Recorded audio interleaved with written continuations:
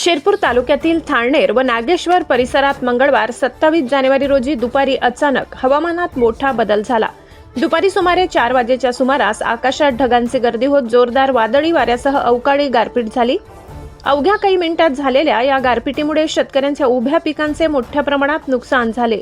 या अवकाळी पावसाचा व गारपिटीचा फटका थाळनेर, अहिल्यापूर, वाठोडा, भाटपुरा, सावेर, गोदी, नागेश्वर, बंगला, अजनाड, तरडी, बबडाज आदी गावशिवारांना बसलाय।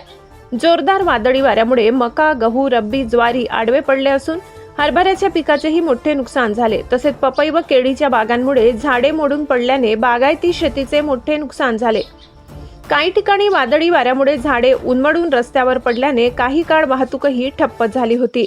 अचानक आलेल्या या निसर्गाच्या तडाख्यामुळे शेतकरी अक्षरशः हादरून गेलाय। आधीच वाढलेल्या उत्पादन खर्चामुळे आर्थिक अडचणीत असलेल्या शेतकऱ्यांवर अवकाळी गारपिटीने आणखी मोठे संकट ओढावले आहे। हातातोंडाशी आलेली पिके नष्ट झाल्याने शेतकऱ्यांची चिंता अधिकच वाढली असून नुकसानग्रस्त भागात तातडीने पंचनामे करून शासकीय मदत जाहीर करण्याची मागणी शेतकऱ्यांनी केली आहे। बोरखेडा, असली, गोदी, सावेर, अजनाड, बंगला, नागेश्वर, बबडाज आदी गावशिवारात मोठ्या प्रमाणात गारपीट होऊन केळी व पपईच्या बागा उद्ध्वस्त झाल्या असून प्रशासनाने तात्काळ दखल घ्यावी अशी जोरदार मागणी शेतकरी वर्गातून होत आहे।